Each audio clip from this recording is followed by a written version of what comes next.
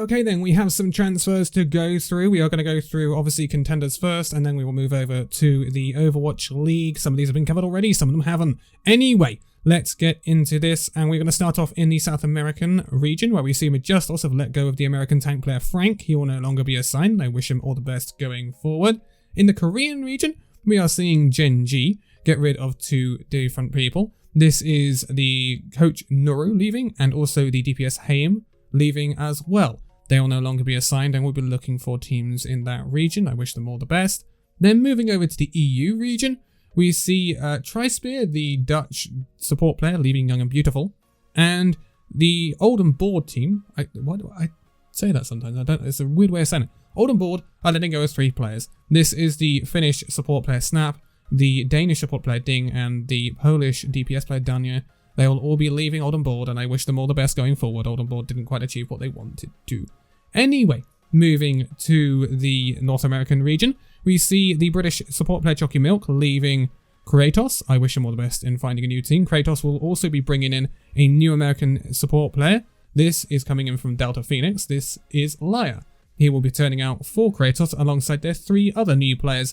This is the American support Fix, the American tank player Frosted, and the Egyptian DPS player Zerocious, which is an interesting one. Very, very interesting.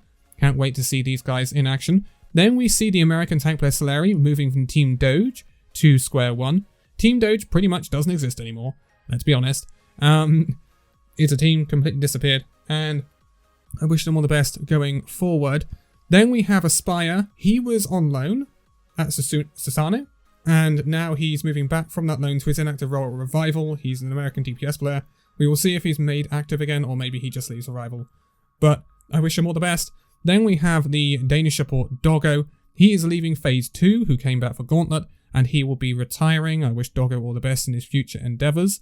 Then we see a new American coach, Arbor, come into the assistant coach role at Hour 0. I wish him all the best in the new role there. Then we have Milky Man. Milky Man is a historic name in Contenders, seen him around a lot. He is a Finnish tank player. He is leaving Square One and will no longer be assigned. I wish him all the best in finding a new team. Milky Man's a great tank player. Then we have the Chinese support player Haruhi. He's leaving his team, which was Drifters, and will no longer be assigned. I wish him all the best in finding a new team, and all of those Contenders moves entirely. I hope they all find new teams or do well at their new teams, because Contenders is the birthplace of Overwatch esports. It is where all of your talent comes from the Overwatch League, so do support Tier 2. Anyway, we move to the Overwatch League now. A lot of these have been covered in Overwatch League videos, so we're going to rattle through them pretty quickly. First of all, 2 players coming into the Seoul Dynasty. This was Animo and Sabiolbi. Animo and Sabiolbi are at the NYXL and have been at the NYXL for quite a long time. They will be very important to the Seoul Dynasty side, no doubt. Sabiolbi will be a leadership figure. And to be honest, me thinking of Sabiolbi and Prophet alongside each other, yeah, moving on.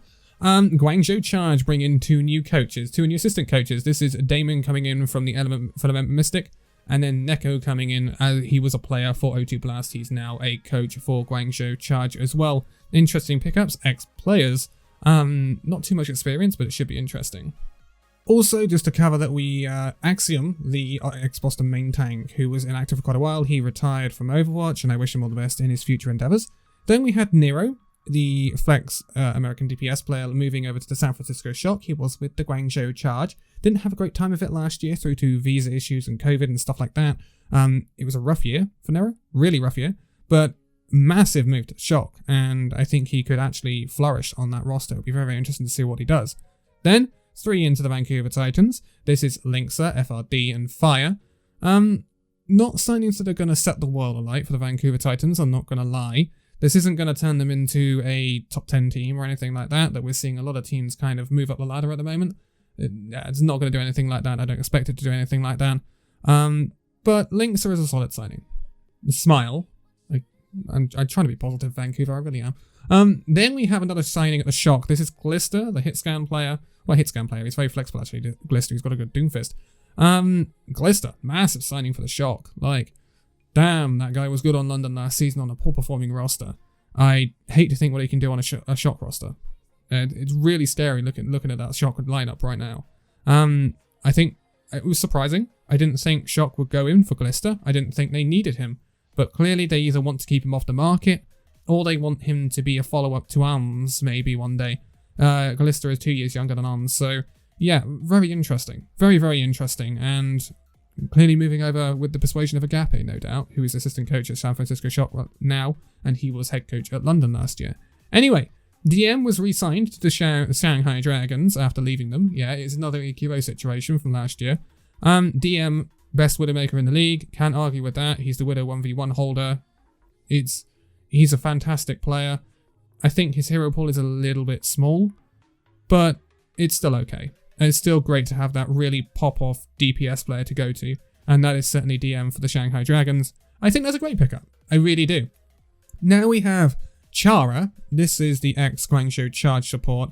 He is retiring. It's a shame. Chara was a good support. I think Chara wants to go into coaching though, which I think could be a very interesting move, and it's a shame that he didn't get the chance to do that at Guangzhou Charge, considering they've promoted Neko from a player role to an assistant coach at the Guangzhou Charge. I think that could have been an opportunity for Chara, but I hope he does find a team to coach, because I think Chara's a great player and he will make a good coach. I really do. Unlike some people who've retired recently, main tanks, maybe.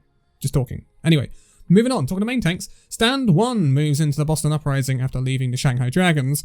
Yeah, I mean, this is a tale of two stories. Great for Stand 1. We didn't really expect him to get picked up again in the Overwatch League, but it does linger the question over what happens with fusions. Are they going to rotate main tanks at Boston? I mean, that can have good sides and bad sides, or are they going to permabench one of them and then play the other? There are ups and downs to that, but I don't know about that one. It's an odd one, but it does mean that if a few more signings go Boston's way, they could field an all-Korean roster, which, again, a lot of people aspire to in the Overwatch League. Then we have KSF, the American DPS player, leaving the Los Angeles Valiant. Interesting, that one. He has been linked with the Houston Outlaws, and that's not confirmed. Just want to say that. Interesting move, though, and I'd be interested to see if Valiant get anyone in to replace him, because they currently only have Shax and KSP, which I think limits them quite heavily. So it'll be interesting to see if KSF's replacement, if Valiant get one, is good. I'd be very interested to see who the Valiant get, because it could have a big impact on how that team does. Then we have Quatermain, the player coach for the Shanghai Dragons. He was an ex-London Spitfire player, of course. He is leaving the Shanghai Dragons. Shanghai Dragons have a very big and chunky coaching roster. They are just kind of nailing that down a little bit, shaving it down, shaving off some not needed heads, basically. And he will no longer be assigned. I'm sure he will probably go down to somewhere in Contenders and find a team to coach there, alongside some others. But yeah, I'm not surprised that Shanghai have done something like this. And then we have last two from the Boston, the last three I should say, but with two with Houston Outlaws. This is a new tank line at Houston Outlaws. This is Piggy and Jangu. Jangu is the main tank. Piggy is the off tank coming in from Talent Esports. It'll be interesting to see how they do. I think they have potential. I think, especially into Junk Buck. It's again not a tank line that's going to set the world alight, but you never know. It's better than what was gone before with Houston. Let's be honest. And it also does free up Hydration to possibly move back to his DPS role, which we all know Hydration for, because we don't really believe that Hydration did that well on Houston on main tank last year, do we? Nah.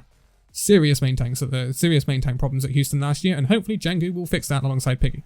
Anyway, the last transfer we are going through is the Korean support player Skewed, coming in to the Los Angeles Gladiators from OZ Gaming. Not a massive transfer, really left wing one. This is relatively, I want to say relatively unknown. He's not really done anything career too much.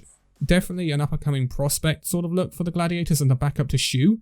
It'll be interesting to see if they can develop him slightly and if he can become better with coaching.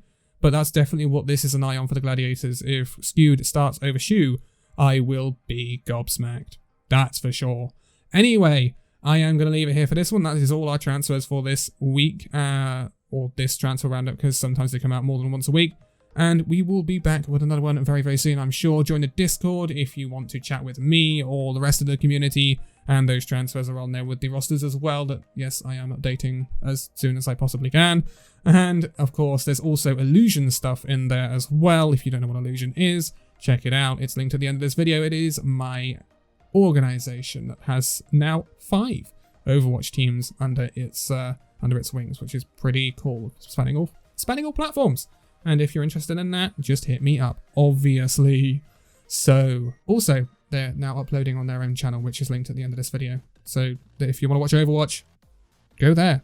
And there'll be highlights and more. And I'll stop plugging now. I'll shut up. Anyway, hit the bell if you want to know when these videos go up on my channel. I am going to leave it here for this one. So, thank you guys so much for watching this video. If you'd like to give a like, subscribe if you're new, and I'll see you in the next video. See you then.